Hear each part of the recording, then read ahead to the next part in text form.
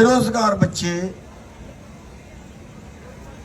देश का किसान, देश के विद्यार्थी सरकार से इतने दुखी हो चुके हैं कि जब जीने का रास्ता नहीं बचता तो उन्होंने आत्महत्या करनी शुरू कर दी। और आज भारी संख्या में बेरोजगार विद्यार्थी, किसान, मजदूर भारी संख्या में सुसाइड कर रहे हैं। कहां पहुंच गई है देश की हालत? मैं सब इसलिए आपको बता रहा हूं कि एक बड़े आंदोलन की, एक बड़ी बगावत की जरूरत है। आज इस देश के अंदर जिसको सोने की चिड़िया कहा जाता था, उस देश के आम जनमानस की बात कर रहा हूं कि आम जनमानस कहां है और इस देश के पूंजीपति कहां हैं। आज भारत में 23 करोड़ लोग ऐसे हैं जिनको 2 वक्त की रोटी नसीब नहीं है। भुखमरी में हमारा देश दुनिया में 107वें स्थान पे पहुंच गया है। और फिर कहते हैं भारत महान। क्यों पहुंच गया? ऐसा तो नहीं है कि अपने देश के पास कुछ है नहीं, है तो बहुत कुछ, लेकिन गया कहां? हमारे देश में पूंजीपतियों को पाला जा रहा है और आम जनमानस का शोषण किया जा रहा है। आम जनमानस की जेब से पैसा निकलता है, बड़े पूंजीपतियों की जेब में जाता है। जैसे नौकरियां थी, आप पढ़ रहे हो, मेहनत कर रहे हो, डिग्री मिलेगी, नौकरी करेंगे, लेकिन सरकारी नौकरियां तो गई। जहां 100 नौकरियां थी वहां 25 भी नहीं बची। अब आप प्राइवेट के आगे काम करोगे। प्राइवेट में कुछ जो बहुत ही दिमागदार, बहुत ही समझदार या बहुत ही तेज लोग हैं, बच्चे हैं, उनको तो शायद अच्छी नौकरी मिल जाए, और वरना 10,000 रुपए में 12-12 घंटे कंपनियों में, फैक्ट्रियों में हमारे नौजवान बच्चे काम कर रहे हैं। ये जिंदगी है क्या? ये जीवन है क्या? और इसी देश के अंदर आज अडानी की आमदन 1900 करोड़ रुपए प्रतिदिन की है। अंबानी की आमदन 1300 करोड़ रुपए प्रतिदिन की है। और आज देश के 9 पूंजीपति ऐसे हैं कि अगर उन 9 पूंजीपतियों की संपत्ति जोड़ दी जाए तो देश के 50-55 करोड़ लोगों के बराबर संपत्ति है 9 आदमियों के पास। और अभी उन्हीं के कर्जे माफ कर रहे हैं। यानी बैंक से लोन लिया और फिर उनका सेटलमेंट कर दी। 49,000 करोड़ का कर्जा 450 करोड़ में निपटा दिया। पिछले 11 साल के अंदर 16.5 लाख करोड़ रुपया उनको इस तरीके से दान कर दिया। साथियों, अभी यहां बस नहीं है, अभी देश की और आर्थिक हालत खराब होगी। अभी देश की 50% आबादी की आजीविका खेती है आज भी। और अभी जो ये अमेरिका से डील कर रहे हैं, वो ये डील नहीं है कि जितनी जरूरत पड़ेगी हम उतना खरीद लेंगे।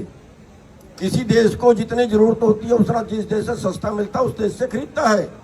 लेकिन इस डील के अंदर ये है कि जितना अमेरिका चाहेगा उतना भारत में बेचेगा। अमेरिका का रकबा भारत से 7 गुना ज्यादा है। अमेरिका की आबादी भारत से 4 गुना कम है। वहां जमीन खाली छोड़ते हैं, उनको जरूरत ही नहीं है पैदा करने की। 60 लाख रुपए प्रति किसान से 2 करोड़ रुपए प्रति किसान तक की सब्सिडी है। और भारत में तो कुछ भी नहीं। भारत में 2 एकड़ का मालिक है, वहां 2000 एकड़ का मालिक है। भारत में 5 एकड़ का मालिक है तो वहां 5,000, 10,000, 20,000 एकड़ का मालिक है। और अगर उनका सारा सामान यहाँ पे बिकता है तो भारत की खेती ठप। और फिर हम जमीन बेचेंगे और वो जमीन कंपनियां खरीदेंगी। अगली जो खेती है आज के 10 साल बाद, आज के 20 साल बाद भारत की खेती किसानों के हाथ में नहीं रहेगी, ये कंपनियों के हाथ में जाएगी। और जब कंपनियों के हाथ में जाएगी फिर वो आपको किसी भी रेट में ब्लैक बेचे खाने। ये होगा आपके देश के साथ, पैदा करने वाला भी जाएगा और फिर खाने वाला भी जाएगा। तो इसके लिए पूरे देश के सभी सामाजिक संगठन, किसान संगठन, मजदूर संगठन, बेरोजगार सभी को एक मंच पे आके देश की व्यवस्था के विरुद्ध लड़ना पड़ेगा।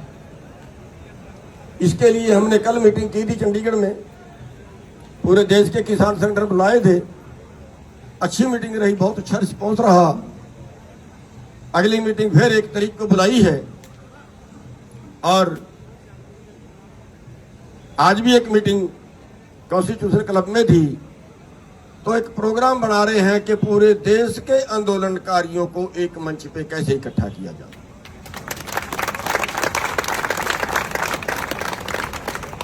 और मैं ज्यादा लंबा तो ना बोलता हुआ भारत सरकार को, मोदी सरकार को ये चेतावनी जरूर देना चाहता हूं इस मंच से कि लड़ाई और आग ये जहां बुझ जाए वहीं अच्छी होती है, नुकसान कम होता है। अगर लड़ाई बढ़ जाए, अगर आग बढ़ जाए तो फिर नुकसान ज्यादा करती है। इन बच्चों की जो मांग है अभी तो कुछ भी नहीं है, एक मंत्री को हटाने की ही तो मांग होगी। क्यों जी, इतना सही है? इतनी एक मंत्री को हटाना, ये तो नहीं कह रहे कि हमें बना दो उसकी जगह, बनेगा तो बीजेपी के दूसरे को बना दो। अभी ये लड़ाई छोटी है, मान जाए मोदी सरकार। यहां पे इंटेलिजेंस, यहां पे सीआईडी, यहां पे मीडिया सुन रहा है, चाहे इसको रिक्वेस्ट मान ले, चाहे इसको चेतावनी मान ले। अभी तो एक मंत्री के इस्तीफे की बात है, उसका दिलवा के इस मामले को यहां निपटा दे, अच्छे रहोगे। और वरना अगर ये मामला कल बढ़ता है तो फिर मंत्री के इस्तीफे में बात नहीं बचेगी, फिर तो हम मोदी को हटाने की बात करेंगे।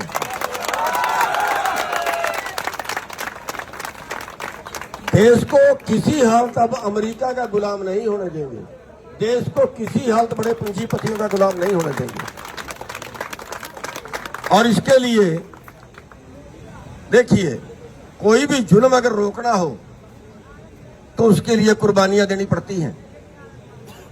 पिछला आंदोलन हुआ, किसान आंदोलन, 750 किसानों की जानें गई हैं। 750 कुर्बानियां थोड़ी नहीं होती। बिना कुर्बानियां के कभी जुल्म नहीं रुकता। कुर्बानियां ऐसे भी नहीं देनी कि हमने सुसाइड करना है। कुर्बानियां इस तरीके से देनी है कि सरकार या तो हमारी बात मानने को मजबूर हो जाए और या फिर हमें मारने को मजबूर हो जाए। कुर्बानियों के बिना कभी जुल्म नहीं रुका। हम जिस धरती पे आज बैठे हैं, इस धरती पे भी जुल्म रोकने के लिए गुरु तेग बहादुर जी ने आके कुर्बानियां दी थी, शीश सिर दिए थे, तब जाके जुल्म रुके थे। तो हमारा पूरा समर्थन इस आंदोलन के साथ में है। यहां की सरकार नोट करे, हल्के में ना ले, इसको स्टूडेंटों का आंदोलन समझ के यहीं तक सीमित ना उसको समझे। जरूरत पड़ी तो ये आंदोलन बहुत बड़ा रूप ले लेगा। और हम भी आपसे उम्मीद करेंगे कि ये आंदोलन निपट भी जाए तो भी देश को बचाने के लिए हम सब देशवासियों का धर्म है अपने देश को बचाना। जो आंदोलन देश को बचाने के लिए होंगे, बहुत बड़ा आंदोलन निकट भविष्य में होने की संभावना है, क्योंकि सरकार जिस तरह से भारत को अमेरिका के हाथों बेचना चाह रहे हैं, उस पे बड़ा आंदोलन होने की संभावना है। उसमें सभी देशवासियों की, नौजवानों की खास तौर पे सभी देशवासियों की उस आंदोलन में जरूरत पड़ेगी। और मैं एक बार फिर सरकार को ये कहता हुआ कि मोदी साहब, अभी टाइम है, इन बच्चों की बात मान लीजिए, नाक का सवाल मत बनाइए। नाक का सवाल नहीं होता, प्रधानमंत्री देश के लिए होता है, देश के जनता की आवाज को सुनने के लिए होता है। इन बच्चों की आवाज सुने, जिद ना पकड़े, और वरना फिर लड़ाई का तो मुंह काला होता है, पर हमारा तो जो होगा होगा। मोदी जी, बचेगी तेरी सरकार भी नहीं होगी। आप सबका धन्यवाद। थैंक यू सर, बहुत बहुत।